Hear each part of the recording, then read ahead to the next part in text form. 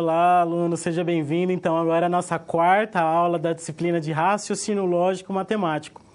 Eu sou o professor Marcelo Silva de Jesus e nesta aula nós vamos tratar do tema conjuntos. E assim eu convido você a darmos início ao nosso estudo. Acompanhe comigo no quadro. Então, lanço o questionamento. Por que estudar conjuntos numéricos? É importante que você perceba que os números fazem parte do nosso dia a dia, estamos rodeados dos números. Então, entender as operações, as relações numéricas se torna, de fato, importante. Continue acompanhando comigo no quadro. Nós temos por objetivo também proporcionar nesta aula uma introdução às ideias básicas sobre a teoria de conjuntos. Introduzir conceitos básicos importantes para o desenvolvimento do restante do conteúdo, assim como produto cartesiano. Então, perceba que esses são os objetivos a serem contemplados ao longo desta nossa quarta aula. De fato, entender os conjuntos, não somente conjuntos numéricos, mas conjunto de elementos diversos e como que esses elementos, como que esses conjuntos se operam entre si. E, claro, pensando sempre na sua formação pessoal e profissional. Agora, eu convido você a assistir o vídeo de abertura desta aula.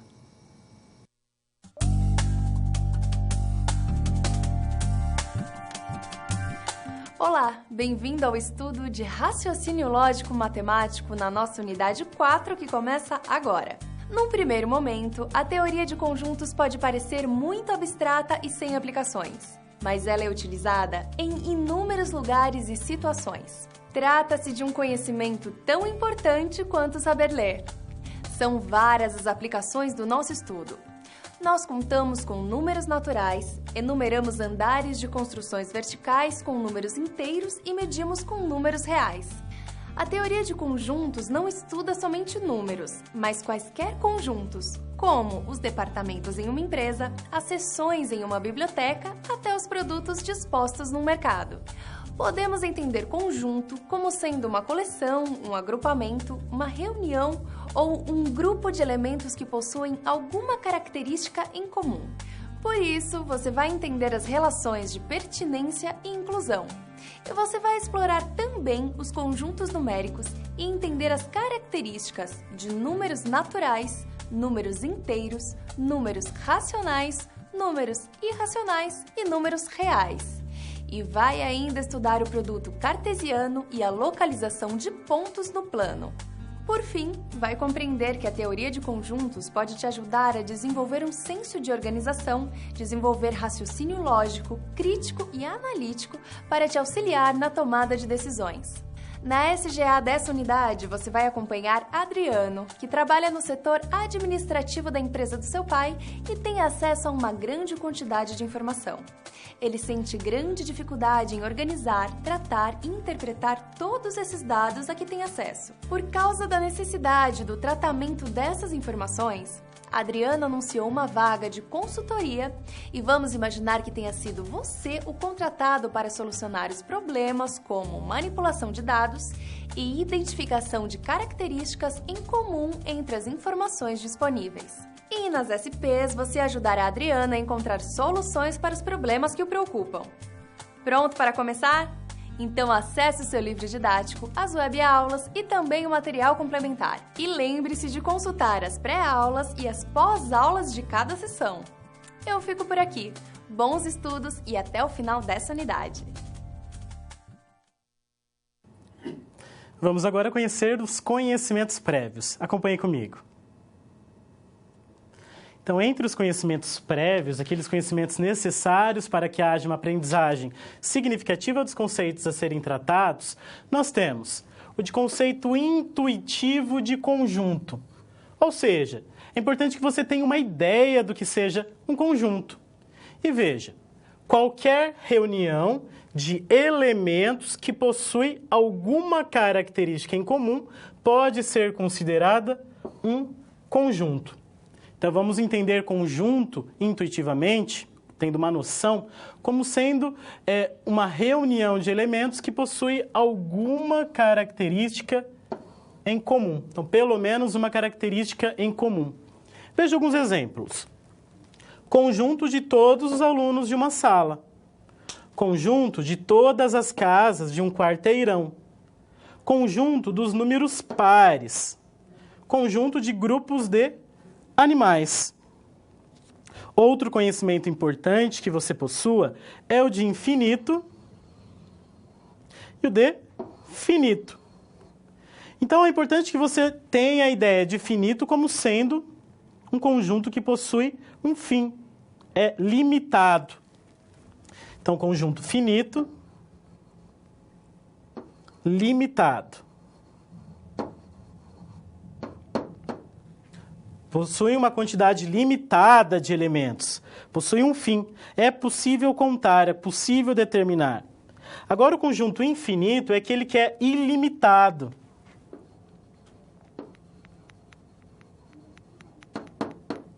É um conjunto que não tem fim.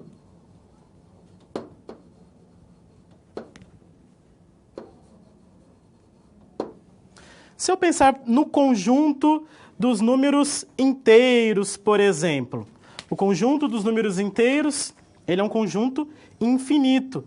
Não tem um começo e não tem um fim. O conjunto dos números naturais. O conjunto dos números naturais também é um conjunto infinito. É ilimitado, não tem um fim determinado. É importante que você também compreenda que os conjuntos podem ser representados de diferentes modos. Então, o primeiro modo, com a descrição dos elementos que compõem o conjunto. Então, se eu estou falando do conjunto A, o conjunto A ele é composto por todo número ímpar positivo menor que 10. Então, eu tenho aí a descrição dos elementos que compõem o conjunto. O conjunto é formado por qualquer número ímpar positivo menor que 10. Um outro modo de representar o conjunto é enumerando os elementos, explicitando os elementos. Então, vejamos para o conjunto A. Quais são os números ímpares positivo menores que 10? Então, os números menores que 10, ímpares e positivo, são o 9, o 7, o 5, o 3 e o 1. Então, esses são os números ímpares positivos menores que 10. Então, veja que no primeiro caso nós descrevemos os elementos que compõem o conjunto. No segundo caso, nós explicitamos os elementos.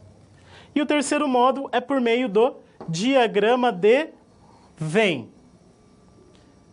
O diagrama de Venn consiste, então, em utilizar uma forma geométrica, pode ser um círculo, uma elipse, e dentro dessa figura nós colocamos os elementos. Então, veja o conjunto A. Possui o número 1, possui o número 3, possui o número 5, possui o número 7 e possui o número 9. Então, essas são formas diferentes de representar conjunto. O mesmo conjunto sendo representado de 3 modos diferentes.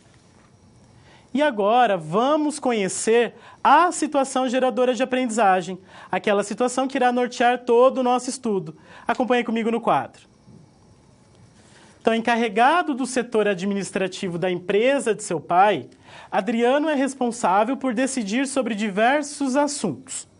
A empresa divulgou um edital de contratação de consultoria visando a solução de problemas relacionados à manipulação de dados através de programas específicos e utilização de planilhas eletrônicas. Considere que você pleiteou a vaga e que foi selecionado para resolver os problemas que preocupam o Adriano diariamente. Então, vamos ajudá-lo. Vamos, então, aplicar os conhecimentos de conjunto relacionados à ideia de conjuntos para ajudar a Adriano, então, a organizar as informações da empresa de algum modo para apresentar na reunião. Então, assim, eu convido você a acompanhar a primeira situação problema.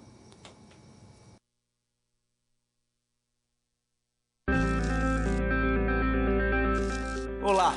Você já pensou no dia a dia da carreira que você escolheu seguir?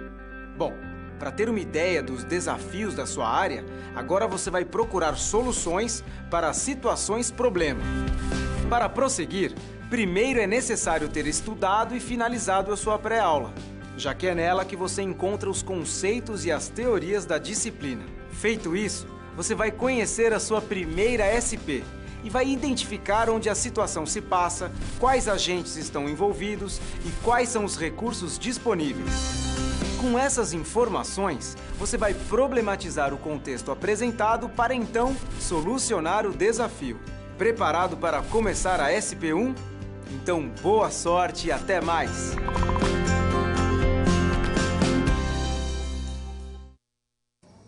Acompanhe comigo no quadro a primeira situação problema. Então, ao final de cada bimestre, Adriano é responsável pela coleta, organização, interpretação e síntese de informações referentes à empresa de seu pai. E nós temos, então, aqui um quadro intitulado Distribuição de alguns funcionários. E esse quadro ele foi construído do seguinte modo. Na primeira coluna são apresentadas informações a respeito do cargo, na segunda coluna a respeito da faixa salarial e na terceira coluna a respeito do departamento. Então eu posso fazer a leitura do seguinte modo. Um chefe que trabalha no departamento de pintura recebe o salário de R$ 3.400. Veja aqui. Adriano precisa apresentar para os presentes na reunião a porcentagem de gasto com mão de obra por cargo e por departamento. Dessa necessidade, ele pediu a você que construa a estatística. Então, essa é a nossa primeira situação problema. Temos aí que Adriano ele precisa apresentar aos presentes na reunião uma tabela, uma planilha que mostre de um modo organizado os gastos por cargo e por departamento. Então, vamos construir os nossos conhecimentos para resolver essa primeira situação problema. Acompanhe comigo no quadro. Então, vamos falar do conjunto A dos números naturais menores que 5, para que você já tenha uma ideia de conjunto. Então, quais são os números naturais menores do que 5? Os números naturais menores que 5 são 5, 4, 3, 2, 1 e 0. Então, esses são os elementos que compõem o conjunto A.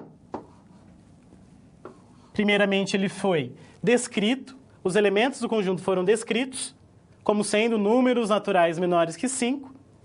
E aqui eu apresento, eu explicito os elementos. O conjunto B, ele é formado pelos seguintes elementos: 0, 1, 2, 3 e 4.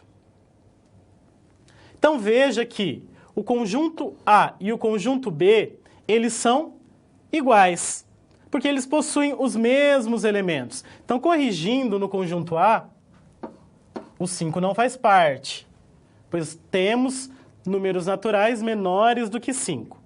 Então, veja que assim, o conjunto A fica exatamente igual ao conjunto B. Então, já temos aí um conceito importante. Dois conjuntos, eles são ditos iguais quando eles possuem os mesmos elementos, independente da ordem que esses elementos aparecem, independente de repetição. Então, dois conjuntos são iguais quando eles possuem os mesmos elementos, independente da ordem, independente de repetições. Continue acompanhando comigo. Agora, com relação ao conjunto vazio. O que é o conjunto vazio? O conjunto vazio é o conjunto que não possui elementos. Então, conjunto vazio não possui elementos. Vamos pensar, por exemplo, no conjunto dos dias da semana que começam com a letra V. Então, algum dia da semana começa com a letra V?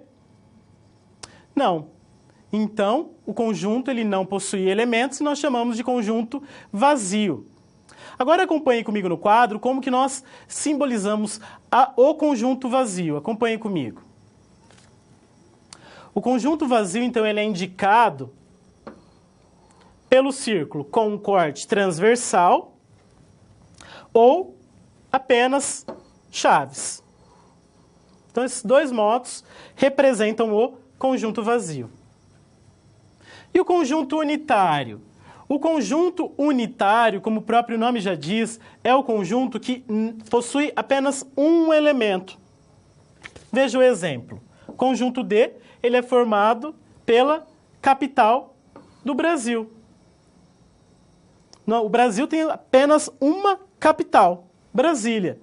Por isso, o conjunto D, ele é unitário. Possui apenas um elemento. Se eu perguntar, ou se eu definir o conjunto D como sendo o conjunto formado pelos dias da semana que começam com a letra D. Apenas domingo. Então, esse seria um conjunto unitário, pois possui apenas um elemento. Continue acompanhando comigo no quadro. E, por fim, o conjunto universo. O conjunto universo é o conjunto que possui todos os elementos da qual você está tratando, da qual você está trabalhando. Então, vejamos um exemplo. População do Brasil. Digamos que eu trabalhe apenas com as pessoas, com as características das pessoas que moram no Brasil. Então, eu tenho que a população, todas as pessoas do Brasil, irão constituir o meu conjunto universo, simbolizado pela letra U. Outro conceito importante é o conceito de subconjunto. Então, nós dizemos que A é subconjunto de B, C e somente C, todos os elementos de A pertencerem a B. Vejamos um exemplo. Considere o conjunto B como sendo 0, 1, 2 e 3. E considere o conjunto A como sendo o conjunto formado pelos elementos 1 e 2. Perceba que todos os elementos de A fazem parte do conjunto B. O conjunto A possui os elementos 1 e 2. E esses mesmos elementos fazem parte do conjunto B. Por isso, nós dizemos que A é um subconjunto de B. É como se eu dissesse que o A está dentro de B. O A faz parte de B. E nós escrevemos utilizando a seguinte notação. A está contido em B. O símbolo de contido é esse C um pouco achatado. Então, A contido em B. Então, nós dizemos que um conjunto está contido em outro, é subconjunto de outro, quando todos os seus elementos fazem parte do outro conjunto. Bom, então nós falamos da ideia de conjunto, falamos da ideia de conjunto vazio, conjunto unitário, do conjunto universo, da igualdade de conjuntos. Então vamos agora ajudar Adriano a resolver a primeira situação-problema. Acompanhe comigo no quadro. Então, inicialmente, é possível organizar os dados em uma planilha eletrônica. Então, veja que aqui nós temos a mesma organização inicial. Primeira coluna, cargo, segunda coluna, faixa salarial e terceira coluna, o departamento.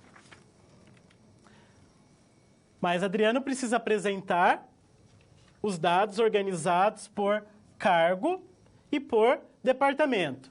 Vejamos por cargo.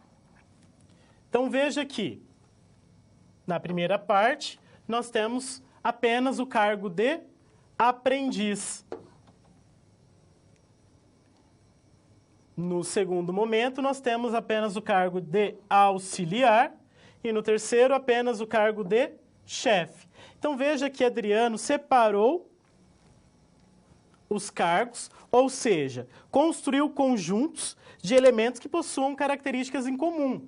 Qual a característica em comum neste caso? A característica em comum é o cargo. E facilmente eu consigo determinar a faixa salarial do aprendiz. Então, o aprendiz recebe R$ 1.500, como são dois, R$ 3.000. Esse é o valor gasto com os aprendizes. O cargo de auxiliar. Cada auxiliar recebe R$ 2.300. São 3 auxiliares, totalizando, então, um gasto de R$ 6.900. O cargo de chefe. Então, cada chefe recebe R$ 3.400. Como são dois, então o total gasto com os dois chefes é de R$ 6.800. Conclui-se facilmente desse modo que o total gasto em cada cargo é, então, novamente, R$ 3.000 com aprendiz, R$ 6.900 com auxiliar e R$ 6.800 com o cargo de chefe. E fazendo uma comparação com o total, veja que o total gasto, somando todos os salários, é de R$ 16.700. Então, fazendo uma comparação de cada gasto por cargo com o total gasto, nós teremos que o gasto com aprendiz tem uma representatividade de 18%. Como que eu posso chegar nesse 18%, professor? Um modo é você dividir o gasto total com o cargo de aprendiz pelo gasto total. Fazendo a divisão e multiplicando o resultado por 100%, você obterá o valor aproximado de 18%. Veja que o gasto com o cargo de auxiliar tem uma representatividade de 41%. E como que eu chego nesse 41%? Eu posso realizar aí uma regra de 3, na qual 16.700 é o meu 100% e o 6.900 é o que eu quero descobrir, seria o nosso x, ou eu faço a divisão tratada anteriormente, para o cargo de aprendiz. Então, veja, se eu quero determinar a porcentagem do auxiliar, eu vejo o salário do auxiliar, R$ 6.900, e divido pelo total de gasto, 16.700. Aí o resultado multiplico por 100%, terei o valor aproximado de 41%. E o do chefe, 41%, aproximadamente, também. Agora, a planilha organizada por departamento. Então, veja que agora o que é comum, a característica comum em cada um desses conjuntos é o departamento. Então, no primeiro momento, temos apenas o departamento de pintura e, no segundo, apenas o departamento de produção. Então, nós podemos somar os valores facilmente para o departamento de pintura e, do mesmo modo, para o departamento de produção. Então, adicionando os valores, nós temos que o total gasto com mão de obra por departamento é pintura, R$ 9.500. Produção, R$ 7.200. O correspondente percentual é aproximadamente, então, novamente, se eu quero determinar a representatividade do departamento de pintura em relação ao gasto total, eu posso dividir o 9.500 pelo gasto total. O gasto total, 16.700. Fazendo essa divisão e multiplicando o resultado por 100%, obteremos que a representatividade é de 57%. Operando do mesmo modo para o departamento de produção, nós teremos uma representatividade de 43%. Então, veja que deste modo nós resolvemos a primeira situação-problema, ajudando a Adriana, então, com a ideia de conjuntos, a organizar os dados que tenham características em comum. Então, por exemplo, com relação ao cargo, então organizamos inicialmente por cargo e depois organizamos por departamento. Isso, de algum modo, facilita a análise da planilha, para que seja apresentada em uma reunião. E assim eu convido você agora a acompanhar a segunda situação-problema.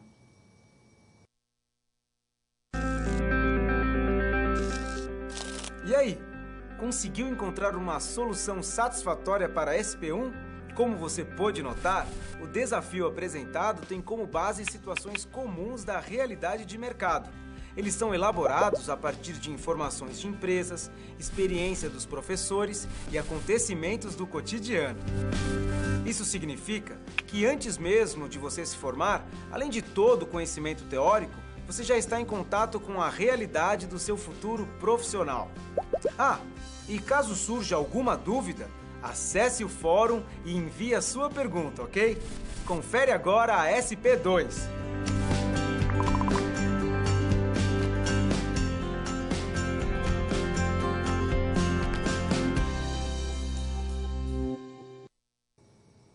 Acompanhe comigo no quadro a segunda situação-problema. Adriano recebeu a tarefa de implementar um plano de controle e prevenção de acidentes na empresa em que trabalha. Para ter mais detalhes sobre esses setores, ele solicitou informações aos respectivos gerentes. Então, as informações foram: 9 pessoas trabalham exclusivamente na pintura, 7 pessoas trabalham exclusivamente no tratamento químico e, ao todo, trabalham nas 2 seções 22 funcionários. Para divulgar o plano de prevenção de acidentes com mais eficiência, Adriano decidiu que os funcionários que são capacitados para trabalhar nos 2 setores serão os divulgadores das informações para a prevenção de acidentes. Como você determinaria a quantidade de funcionários que serão os divulgadores do plano de controle e prevenção de acidentes? Então, veja, nós temos que os funcionários que irão divulgar o plano de controle e prevenção são os funcionários que trabalham nos 2 setores. Então, nós precisamos descobrir quantos são esses funcionários, quantos funcionários trabalham nos 2 setores. Então, neste segundo momento, nós vamos tratar das operações relacionando os conjuntos. Então, no primeiro momento, nós já falamos o que era o conjunto, e é importante que você entenda o conjunto como sendo a reunião de elementos que possuam características em comum, pelo menos uma característica em comum. Falamos de algumas classificações, falamos do conjunto vazio, que é aquele conjunto que não possui elementos. Falamos do conjunto unitário, que, como o próprio nome já diz, é o conjunto que possui apenas um elemento. Conjunto finito é o conjunto que possui uma quantidade limitada de elementos, tem um fim. Falamos do conjunto infinito, que não possui fim, é um conjunto ilimitado, por exemplo, o conjunto dos números naturais, 0, 1, 2, 3, 4, 5, 6, e assim vai infinitamente, não tem um fim. Falamos também da igualdade entre 2 conjuntos. 2 conjuntos são ditos iguais quando eles possuem os mesmos elementos, independente da ordem que esses elementos são apresentados e independente de repetições.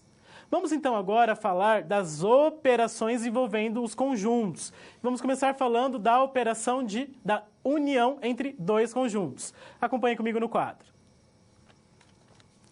Então, dados os conjuntos A e B, a união de A e B é o conjunto formado pelos elementos que pertencem a A ou pertencem a B. Então, veja, nós temos o conjunto A, nós temos o conjunto B, a união entre os dois conjuntos será indicado por meio desse U, é um pouco aberto, indicando aí o símbolo da união entre os dois conjuntos. Então, a união, basicamente, representa a junção entre os elementos de A e os elementos do conjunto B. Acompanhe comigo na câmera de documentos.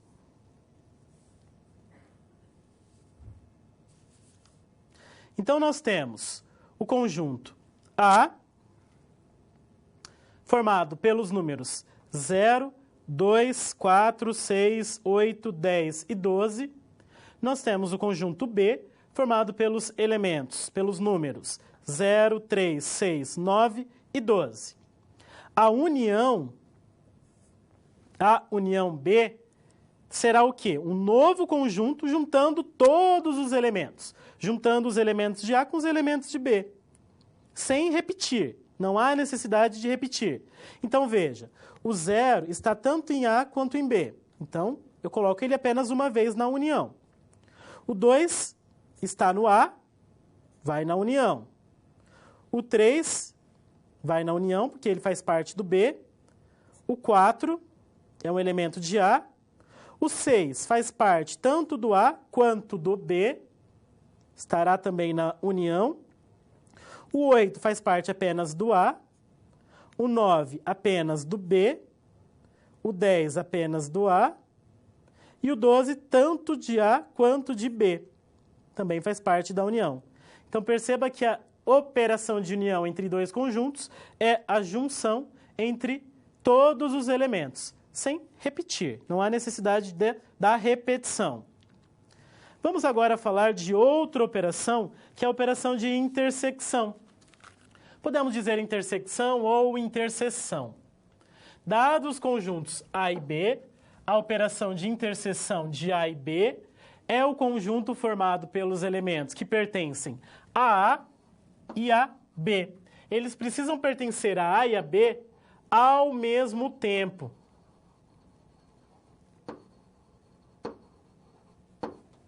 E o símbolo é o U ao contrário, de ponta cabeça. Veja, o U de ponta cabeça, então, vai indicar a interseção entre dois conjuntos. Acompanhe comigo na câmera de documentos um exemplo para a interseção. Então, veja com relação à interseção. Nós temos o conjunto A, o mesmo conjunto trabalhado anteriormente. Temos o conjunto B. A interseção será um conjunto formado pelos elementos que estão ao mesmo tempo em A e em B. Então, vamos analisar. Quais elementos estão ao mesmo tempo em A e em B? O 0, o 6 e o 12. Então, a interseção será formada apenas por 0, 6 e 12. Então, essa é a operação de intersecção. Acompanhem comigo agora com relação à operação de diferença. Então, dados os conjuntos A e B, a diferença de A e B é o conjunto formado pelos elementos que pertencem a A, mas que não pertencem a B. Nós indicamos a operação de diferença com o sinal de menos. Então, A diferença B, ou A menos B. Acompanhe comigo na câmera de documentos um exemplo. Então, novamente, utilizando o conjunto A, formado pelo 0, 2, 4, 6, 8, 10 e 12, e o conjunto B, 0, 3, 6, 9 e 12. Então, A menos B significa que você terá que considerar o conjunto A. Esse é o nosso conjunto referência. E desse conjunto, você precisa tirar os elementos de B. Então, quais são os elementos de B? 0. Então, eu preciso tirar o 0 do A.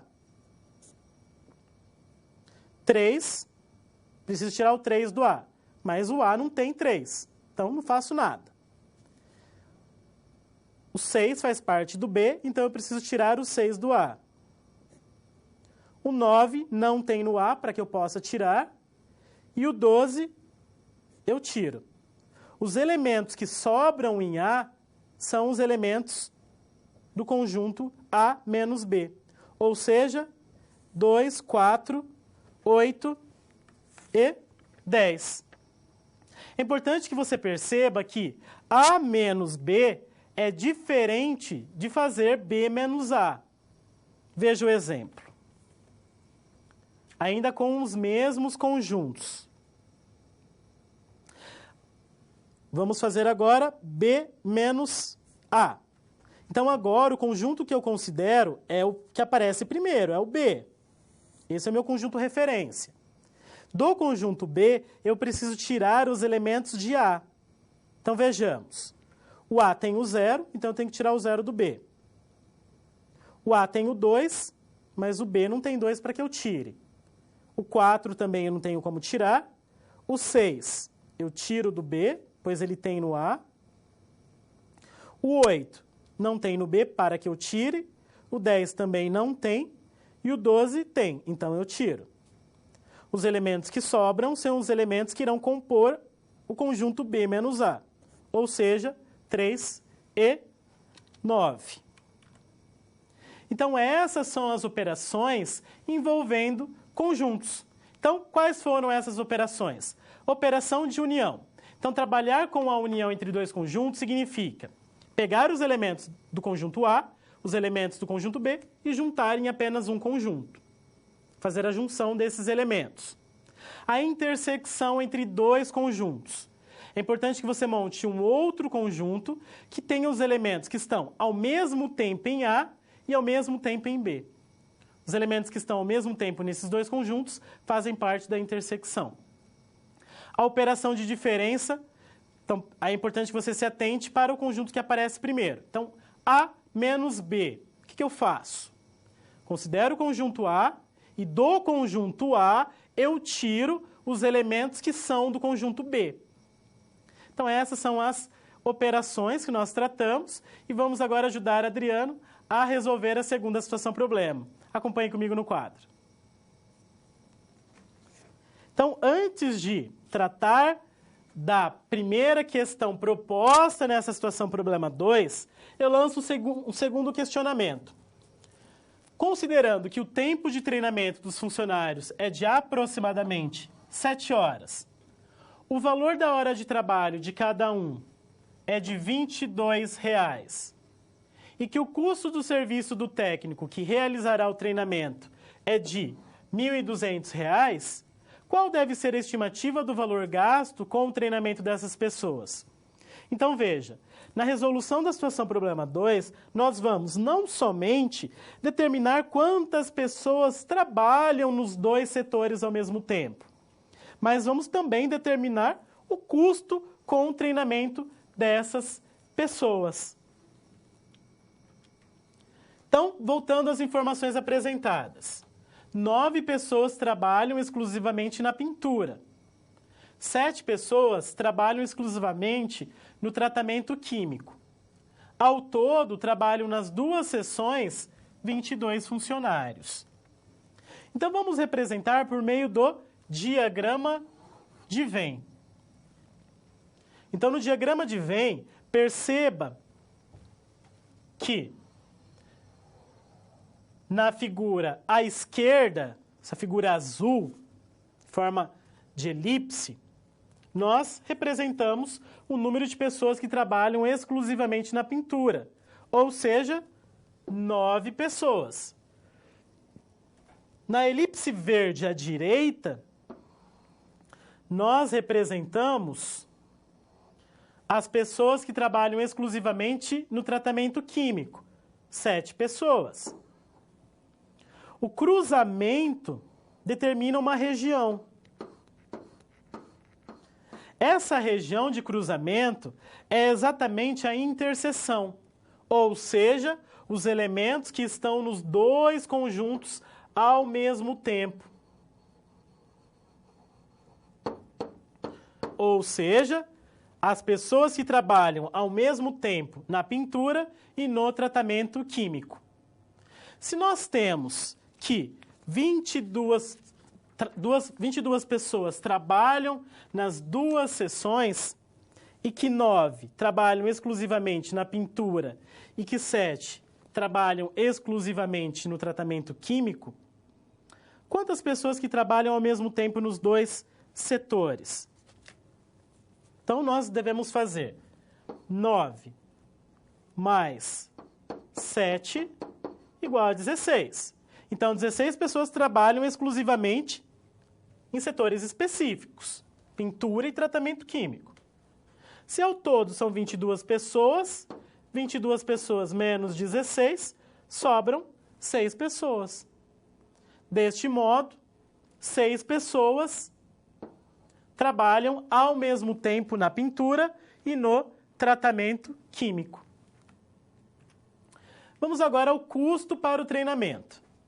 Então, agora nós já temos que a quantidade de pessoas que irá realizar o curso é igual a 6. Temos que o valor da hora de cada uma, R$ 22,00.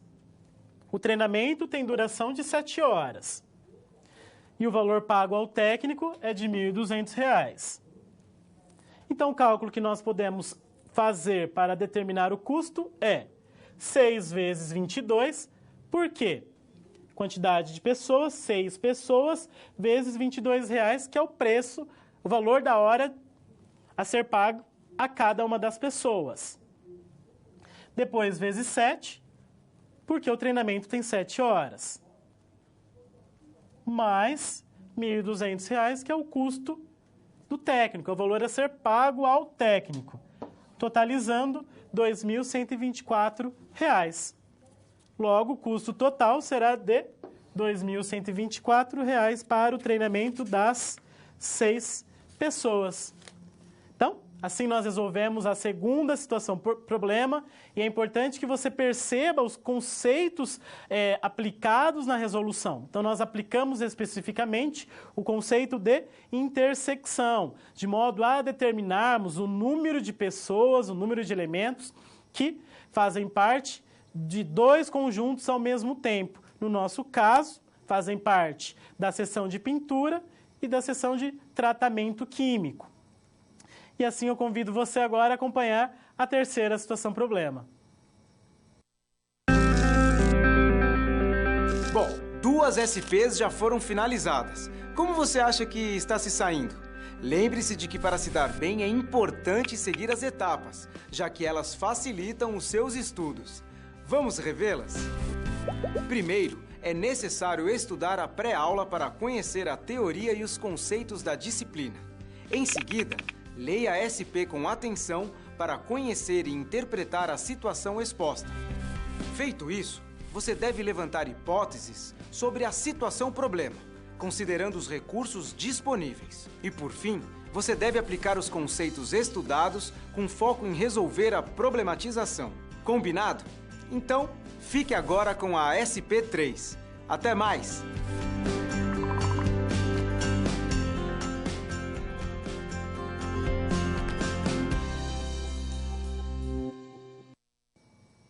Acompanhe comigo agora a terceira situação problema. Então, Adriano estava acompanhando o Rogério, um de seus funcionários, no cálculo de horas excedentes em uma semana normal, 5 dias úteis. O expediente padrão prevê 8 horas diárias de trabalho, com entrada às 8 horas e saída para o almoço às 12 horas, retorno do almoço às 14 horas e fim do expediente às 18 horas. Rogério, então, registrou os seus horários de entrada e saída em uma planilha do Excel. Então, veja que nessa planilha são apresentados o dia da semana na primeira coluna, o horário de entrada na segunda coluna, Na terceira coluna, o horário de saída. Isso antes do almoço. Depois do almoço, horário de entrada, horário de saída, carga horária a cumprir. Isso não varia, pois ele tem que cumprir 8 horas de expediente. Aqui o total de horas trabalhadas durante o dia e o excedente. Excedente, aquilo que ele passou ou aquilo que ele não cumpriu, podendo ser também. E foram feitas a aplicação de algumas fórmulas. E perceba que após aplicar as fórmulas, a célula I5 ficou preenchida pelo símbolo do jogo da velha. E a questão então é, por que a célula I5 exibe o símbolo do jogo da velha várias vezes e qual quantidade, qual valor deveria aparecer nesse espaço? Então, neste terceiro momento, nós vamos tratar especificamente dos conjuntos numéricos. É importante que você perceba que os conjuntos numéricos já foram trabalhados lá no ensino fundamental, lá no ensino médio. Então, fez parte de toda a sua formação no ensino básico. Então, vamos retomar esses conceitos relacionados aos conjuntos numéricos. Acompanhe comigo no quadro. Vamos começar então com o conjunto dos números naturais, o conjunto mais primitivo. Então, o conjunto dos números naturais é o conjunto formado pelos números que estão diretamente relacionados ao processo de contagem. Surgiu naturalmente da necessidade do homem de contar. Então, o conjunto dos números naturais, ele será simbolizado pela letra N maiúscula, e os seus elementos são 0, 1, 2, 3. Perceba que o conjunto dos naturais tem os 3 pontinhos. O que esses 3 pontinhos indicam? Indicam que o conjunto ele é infinito. Não tem fim. O conjunto N com o asterisco em cima, na parte superior à direita, indica o conjunto dos números naturais sem o zero. Então, essa é uma forma de representar o conjunto dos números naturais sem o zero. É importante que você perceba também que alguns autores, em alguns livros, o conjunto dos números naturais, ele não considera o zero. Isso por conta do próprio processo de contagem, um processo histórico, por não considerarem que não se conta o zero. Mas, nesta disciplina, nesta aula, nós vamos considerar o zero como sendo um número natural. Continue acompanhando comigo no quadro. Agora vamos falar de algumas propriedades dos números naturais. O que nós podemos dizer dos números naturais? Então, primeiro, a soma de 2 números naturais é um número natural. Ou seja, se você somar 2 números naturais, o resultado vai ser um número natural. Vejamos um exemplo. 15 mais 12. 15 é um número natural. O 12 também. O resultado é 27. E 27 também é natural. Segunda propriedade. A multiplicação de 2 números naturais é um número natural. Vejamos um exemplo. 19 vezes 2. 19 é um número natural. O 2 também é natural. 19 vezes 2 igual a 38. E 38 é um número natural. Terceira propriedade. Se n é um número natural, então n mais 1 é o sucessor de n e n é o antecessor de n mais 1. Bom, então vamos considerar o seguinte número natural, o 19. O antecessor é o número que vem antes, como o próprio nome já diz, antecessor. Qual é o antecessor do 19? O 18. Sucessor. Sucessor é o que vem depois, o que sucede. Qual é o sucessor do 19? É o 20. Então, antecessor é o número que vem antes e sucessor é o que vem depois. Vamos agora falar do conjunto dos números inteiros. Então, o conjunto dos números inteiros, ele é indicado pela letra Z. Essa letra Z vem da palavra Zaus. Uma palavra alemã que em português quer dizer número. O conjunto Z, conjunto dos números inteiros, ele é formado por números negativos e positivos. Podemos considerar o zero como sendo o centro.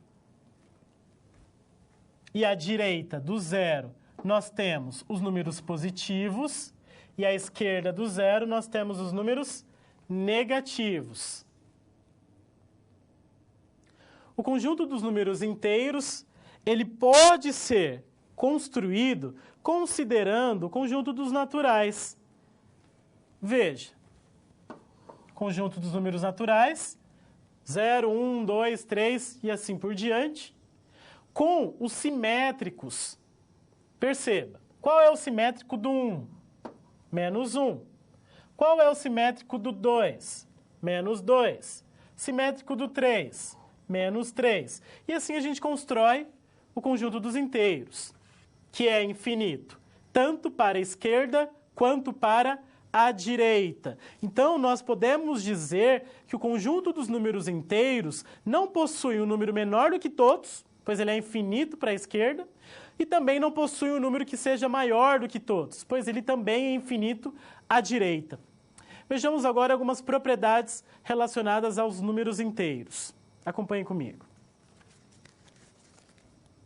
Bom, então nós podemos excluir o zero também do conjunto dos inteiros. Sempre quando eu quiser excluir o zero de um determinado conjunto numérico, é só colocar o asterisco na parte à direita superior. O conjunto dos inteiros não negativos. O que quer dizer não negativos? Quer dizer positivos, incluindo o zero. Positivos mais o zero. Inteiros não positivos. Os negativos mais o zero. Então, essas são algumas notações para o conjunto dos números inteiros. Vejamos agora o conjunto dos números racionais. Então, o conjunto dos números racionais é o conjunto formado por todo número que pode ser escrito na forma de uma fração, na qual o de cima é um número inteiro, o de baixo é um número inteiro, com o de baixo diferente de zero. Veja alguns exemplos. Menos 2. Menos 2 é um número racional. Por quê? Porque ele pode ser escrito como uma fração. Menos 2 sobre 1. O de cima é inteiro, o de baixo também é inteiro, e o de baixo é diferente de zero. Então é possível. O número 0,333 assim infinitamente, uma dízima periódica.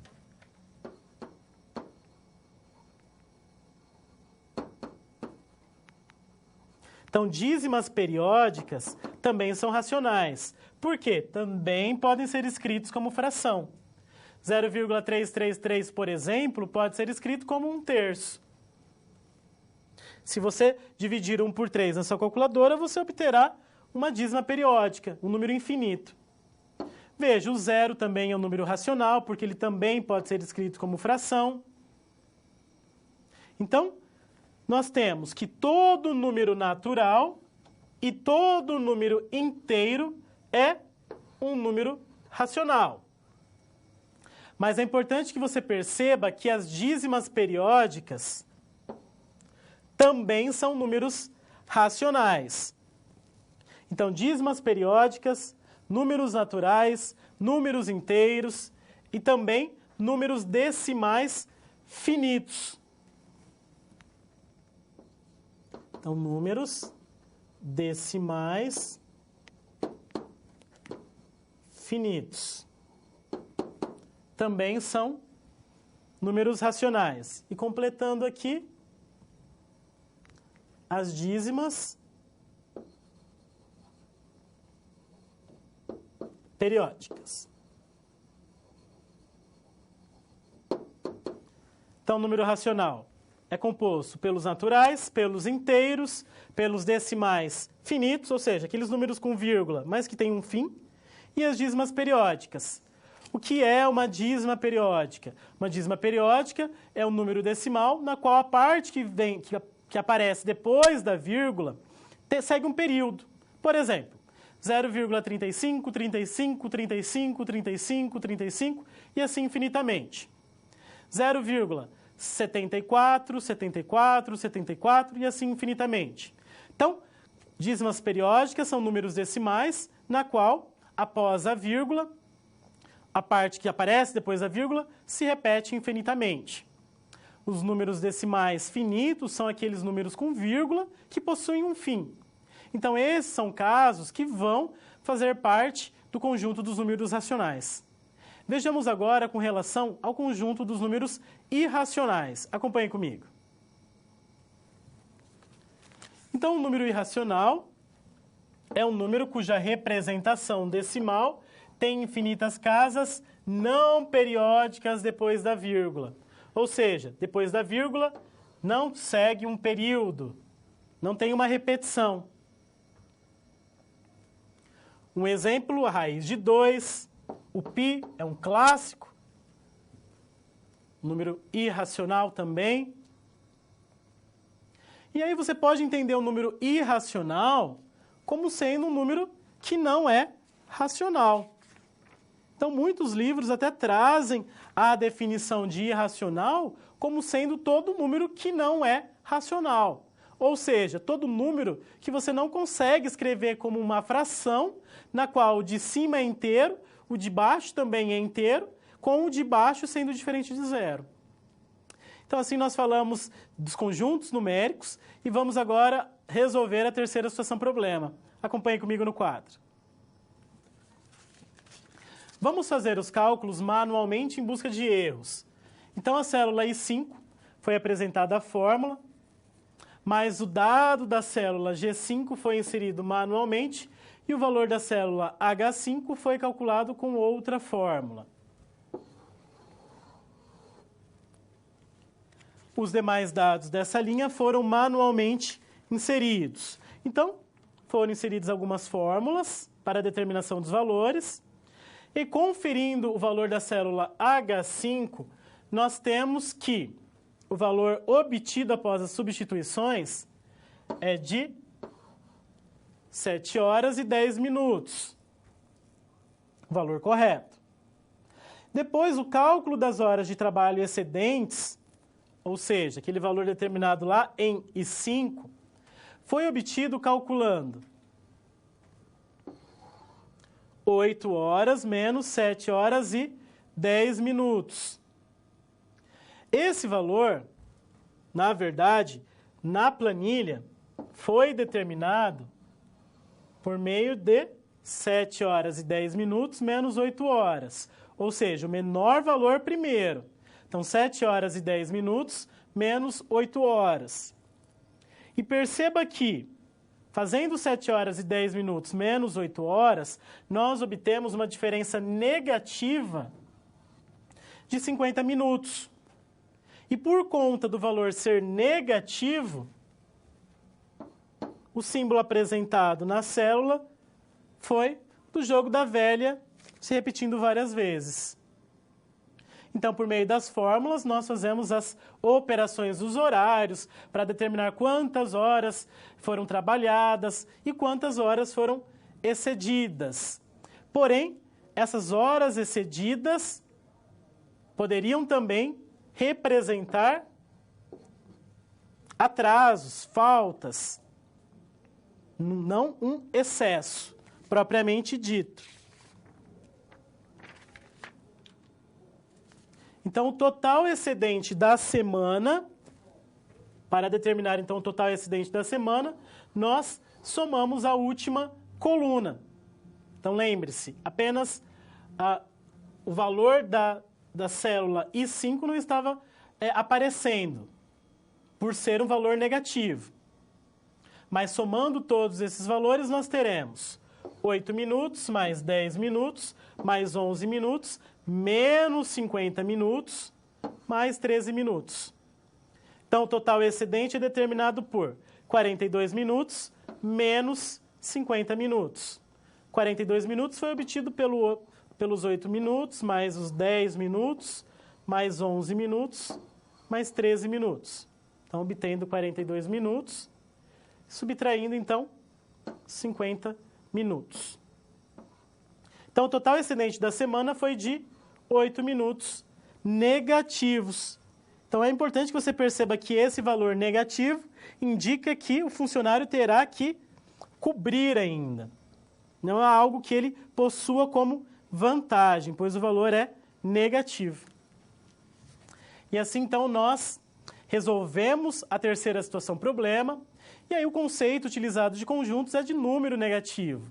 8 minutos negativo representa um número inteiro, faz parte do conjunto dos números inteiros, pois 8 é um número inteiro e é negativo. O conjunto dos inteiros engloba os números inteiros, tanto positivos quanto os negativos. E assim nós resolvemos a terceira situação problema e eu convido você a acompanhar a quarta situação problema. Quando você faz uso de todo o material didático, você passa a conhecer as teorias e os conceitos da disciplina de forma mais completa. Só assim as SPs que servem de exercícios práticos que te preparam para o mercado de trabalho terão efeito na sua carreira. Ou seja, seguindo as etapas, você está adquirindo experiência profissional antes mesmo de terminar o seu curso. E se durante a sua leitura algum ponto de interrogação surgir, não se preocupe. Envie sua dúvida no fórum, ok? Fique agora com a SP4. Boa sorte!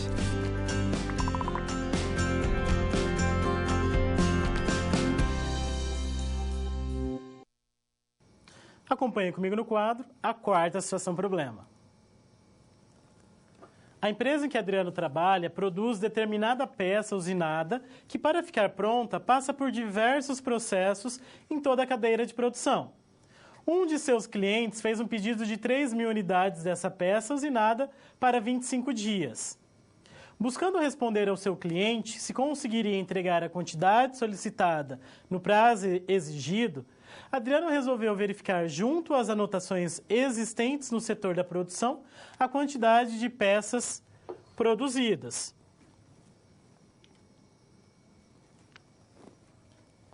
E aí foi construída, então, uma tabela apresentando essas informações. Então, o dia, segundo dia, foram produzidos 240 peças. No quarto dia, foram produzidas 480 peças. E é importante que você perceba que esses valores estão acumulados. Ou seja, no quarto dia está inclusa a quantidade produzida até o terceiro. No sexto dia está inclusa a quantidade produzida até o quinto. No 11º dia está inclusa a quantidade produzida até o 10º dia.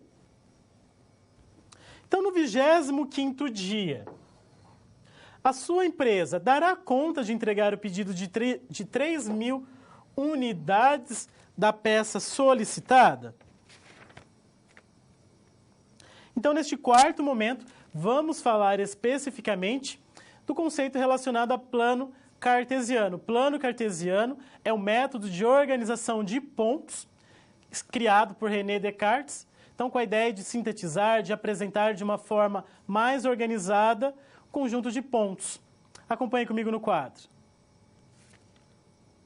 Então, o plano cartesiano ele é formado por uma região geométrica plana cortada por duas retas perpendiculares entre si. Então, veja, uma reta horizontal, uma reta vertical, e essas retas, elas são perpendiculares, ou seja, formam ângulos de 90 graus entre si. Então, esse é o plano cartesiano. Nós temos que as retas, elas dividem o plano em 4 regiões chamadas quadrantes. Novamente, reta horizontal, reta vertical, formando o ângulo de 90 graus. Primeiro quadrante, segundo quadrante, terceiro quadrante e o quarto quadrante. Então, as retas dividem o plano em 4 regiões chamadas quadrantes. A reta horizontal ela é denominada de eixo das abscissas e é representado por x. É comum chamarmos apenas de eixo x.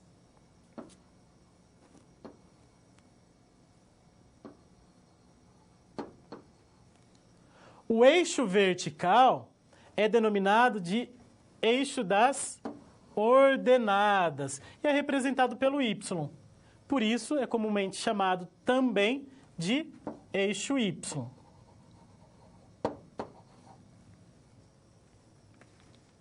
Então, no eixo horizontal, eixo x, eixo vertical, eixo y. Denomina-se par ordenado ao par x, y, no qual o primeiro elemento pertence ao eixo das abscissas e o segundo elemento pertence ao eixo das ordenadas. Então, é importante que você perceba que, dado um par ordenado, por exemplo, 2 e 4, o primeiro elemento sempre será localizado no eixo x e o segundo elemento será sempre localizado no eixo y. Mas, professor, eu posso inverter? Não, não pode. Por isso é chamado de par ordenado. Par porque tem 2 elementos e ordenado porque a ordem é importante. Então, o primeiro elemento no x, no eixo horizontal, e o segundo no eixo y, no eixo vertical. O ponto de encontro das retas x e y é chamado de origem e é representado pelo par ordenado 0, 0. Ou seja, 0 para o x e 0 para o y.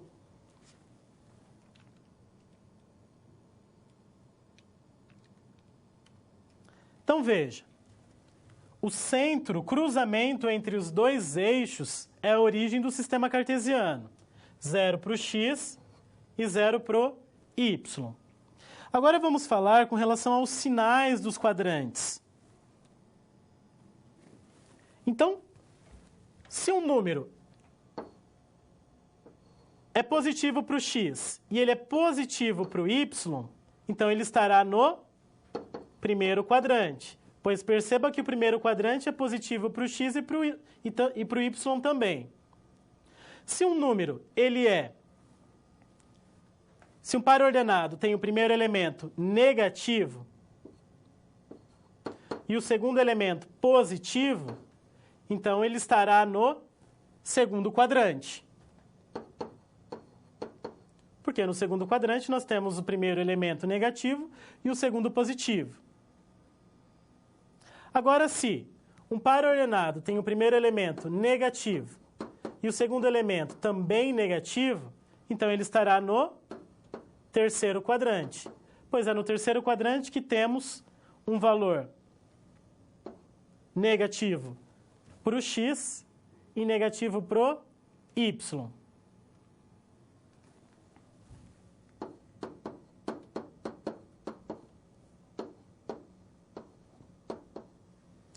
Se um par ordenado tiver o primeiro elemento positivo e o segundo negativo, então esse par ordenado estará localizado no quarto quadrante, pois é no quarto quadrante que temos o valor positivo para o x e negativo para o y. Agora, produto cartesiano. Então, cada par do produto cartesiano é representado por um ponto no plano cartesiano. Então, como que eu construo o produto cartesiano? Vamos considerar o conjunto A formado pelos elementos 1, 2 e 3 e o conjunto B formado pelos elementos 4 e 5. O produto cartesiano A, cartesiano B, é construído do seguinte modo. Como o conjunto A ele aparece primeiro, então todos os pares ordenados terão como primeiro elemento os elementos de A. Então vamos começar com o 1. Então o número 1 tem que combinar com os elementos do B. Então 1 com 4 forma o par ordenado 1, 4. 1 com o 5 forma o par ordenado 1, 5. O 1 já combinou com todos de B. Agora vamos para o 2. 2 com 4 forma o par ordenado 2, 4. 2 com o 5 forma o par ordenado 2, 5. E aí o 2 combinou com todos do B. Agora o 3. 3 com o 4 forma o par ordenado 3, 4. 3 com o 5 forma o par ordenado 3, 5. Então, assim, nós falamos do plano cartesiano, do produto cartesiano. Vamos agora ajudar a Adriana a resolver a quarta situação problema. Acompanhe comigo no quadro. Então, observando a tabela, nós podemos perceber que, multiplicando o dia por 120, nós obtemos o total produzido. Então, perceba, 2 vezes 120, 240. 4 vezes 120, 480. 6 vezes 120, 720. 11 vezes 120, 1.320. Então, essa é uma relação importante observada na tabela. É um padrão.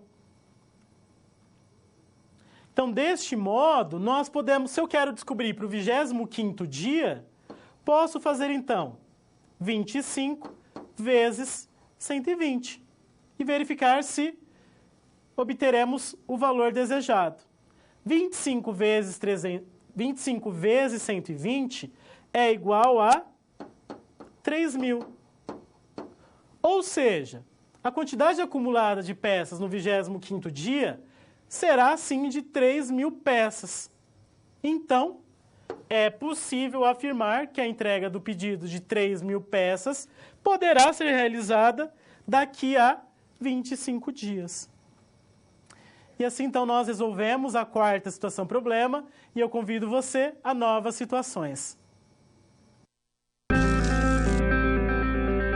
Bom, chegamos ao final da nossa aula. E depois de concluir todas as SPs, é hora de você refletir sobre tudo que aprendeu com os desafios. Vamos lá? Primeiro, ficou claro que o conhecimento vem ao fazer uso do material didático disponível no ambiente virtual do aluno.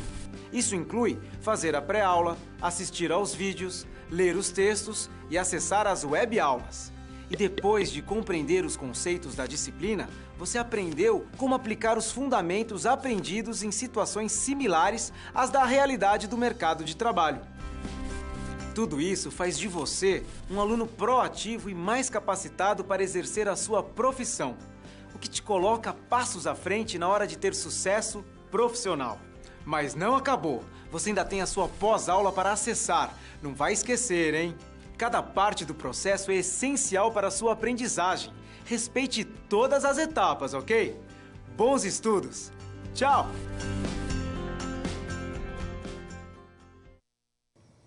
Vamos, então, a novas situações. Acompanhe comigo. Descreva um conjunto que seja finito, um conjunto que seja infinito, um conjunto que tenha somente um elemento e um conjunto que seja vazio. Acompanhe comigo na câmera de documentos. Respondendo à questão, conjunto finito. Então, nós podemos exemplificar. Conjunto dos dias da semana. É um conjunto finito. Tem uma quantidade limitada de elementos. Então, vou chamar o conjunto de D. E esse conjunto possui os seguintes elementos: segunda-feira, terça-feira, quarta-feira, quinta-feira, sexta-feira, sábado, domingo. Exemplo de conjunto infinito. Conjunto dos números naturais pares. Vou chamar esse conjunto de P. Ele é formado por 0, 2, 4, 6, 8, 10, 12 e assim segue infinitamente. Um exemplo de conjunto unitário. Conjunto formado pelos estados brasileiros que possuem inicial C. Chamei o conjunto de C e ele é unitário, tem só um elemento, Ceará. Vejamos agora um exemplo de conjunto vazio. Conjunto formado pelos meses do ano em que neva no estado da Bahia. E aqui eu estou considerando que nunca nevou na Bahia. Então, o meu conjunto ele é vazio. E aí posso indicar utilizando apenas as chaves ou o círculo com o traço na transversal. E assim nós resolvemos essa nova situação e eu deixo um momento para que você encaminhe as suas dúvidas a respeito dos conceitos que foram tratados nessa aula.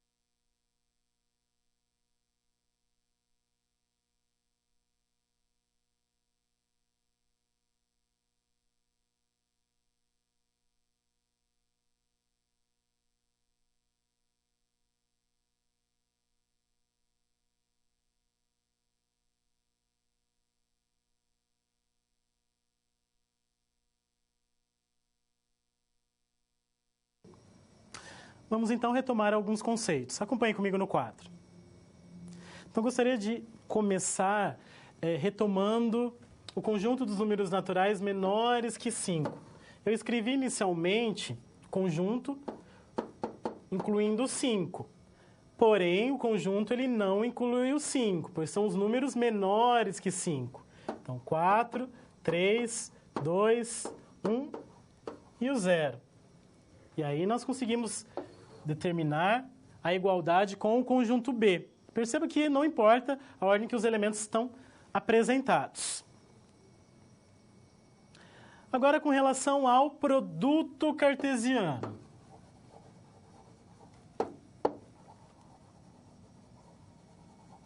Vamos a um exemplo.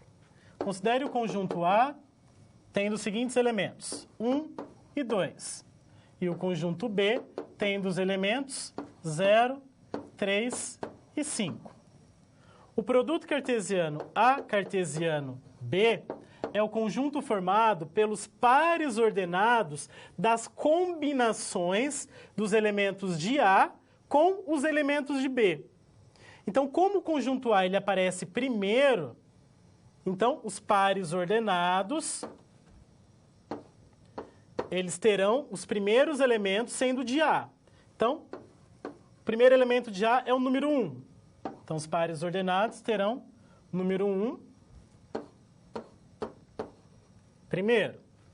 Esse número 1 ele tem que combinar com os elementos do conjunto B. Então, os elementos do conjunto B são 0, 3 e 5.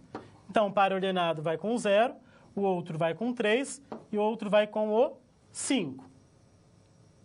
Agora, eu preciso construir os pares ordenados com o número 2, que também faz parte do conjunto A.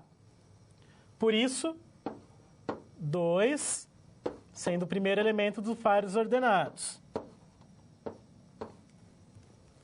O segundo elemento de cada um desses pares ordenados são os elementos do B, novamente. Então, 2 com o 0, 2 com o 3 e 2 com o 5. E assim nós formamos o produto cartesiano. É importante que você perceba que A cartesiano B é diferente de B cartesiano A. No B cartesiano A, nos pares ordenados, os primeiros elementos são de B. Então, agora, o 0 vai combinar com o 1 do A, o 0 vai combinar com o 2 do A, e aí acabaram os elementos de A. E agora eu combino, então, o 3 do conjunto B. Então, o 3 com o 1 e o 3 com o 2. E agora o 5. 5 com o 1 e 5 com o 2. Então, assim eu construo os produtos cartesianos. Estão fazendo a combinação dos elementos do conjunto A com os elementos do conjunto B. E aí o que vai aparecer primeiro em cada par ordenado depende do conjunto que aparecer primeiro no produto cartesiano. Então, se o primeiro for o conjunto A, então os primeiros elementos dos pares ordenados serão do conjunto A. Agora, com relação ao conjunto racional e o conjunto irracional. O conjunto racional é formado por qualquer número que possa ser escrito como uma fração, desde que essa fração tenha no número de cima um número inteiro e no de baixo um número inteiro diferente de 0. E aí nós temos os números naturais, os números inteiros, as dízimas periódicas e os decimais finitos. O conjunto dos irracionais é todo número que não for racional, ou seja, que não puder ser escrito como uma fração, na qual o de cima é inteiro e o de baixo também é inteiro, diferente de 0.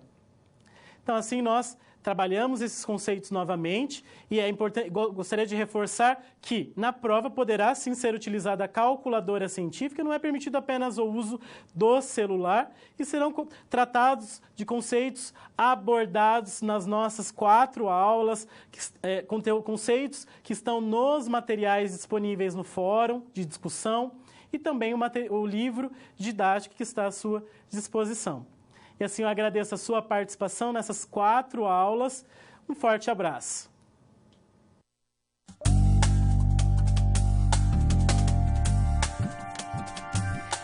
Olá, estamos terminando a unidade 4 de Raciocínio Lógico-Matemático. Nessa unidade, falamos sobre a teoria dos conjuntos que podem ser interpretados como a reunião de elementos que possuem alguma característica em comum. Vimos também os conjuntos numéricos e produto cartesiano. E para colocar o que aprendemos em prática, nessa SGA acompanhamos o caso de Adriano, que trabalhava no setor administrativo e sentia uma grande dificuldade em organizar os dados a que tinha acesso. Seu desafio foi auxiliá-lo na solução de problemas que incluíam a manipulação de dados e a identificação de características em comum entre os mesmos. Hora de relembrar então o que vimos nas SPs. Na SP1, ajudamos Adriano a sintetizar as informações referentes à empresa de seu pai em uma tabela a ser apresentada em reunião sobre a porcentagem de gasto com mão de obra por cargo e por departamento. Seu desafio foi construir uma estatística e registrar essas informações em uma planilha eletrônica. Já na SP2, ajudamos Adriano a implementar um plano de controle e prevenção de acidentes na empresa nos setores de pintura e de tratamento químico. Para isso, ele solicitou informações sobre cada um aos seus respectivos regentes. E você aprendeu a trabalhar essas informações elaborando este diagrama de Venn. Na terceira SP, vimos que Rogério, um dos funcionários de Adriano, questionou no cálculo de suas horas excedentes de trabalho o porquê de um símbolo como este ser exibido numa célula da planilha de horas. Sem saber responder ao Rogério, Adriano recorreu a você para resolver esse problema e orientar ambos quanto ao cálculo de horas. Para resolver essa SP, você aplicou os conceitos de conjuntos numéricos e as características e comportamento dos elementos de cada conjunto. Por fim, na última SP, você ajudou Adriano a estimar se um pedido de 3.000 unidades de uma peça usinada poderiam ser produzidas em 25 dias. Para responder ao cliente se conseguiria entregar a quantidade solicitada no prazo exigido, Adriano verificou a quantidade de peças produzidas nas anotações existentes no setor da produção. Mas as anotações estavam incompletas e, por isso, ele teve acesso somente ao total produzido acumulado em algumas datas, como vemos nessa tabela. Com isso em mente, você foi convidado a resolver o problema de Adriano, descobrindo alguma espécie de relação entre os valores, usando o produto cartesiano a partir de conceito de representação da posição de um ponto a partir de coordenadas. E para te ajudar nos seus estudos, eu tenho mais uma dica bacana. O livro A História da Matemática, de Anne Rooney, procura traçar uma jornada desde os habitantes das cavernas até os matemáticos do início do século XXI, mostrando conquistas da humanidade. Essa unidade se encerra aqui. Consulte sempre seu livro didático, veja as web-aulas, o material complementar e responda sempre aos questionários das pré- e pós-aulas. Bons estudos e até a próxima!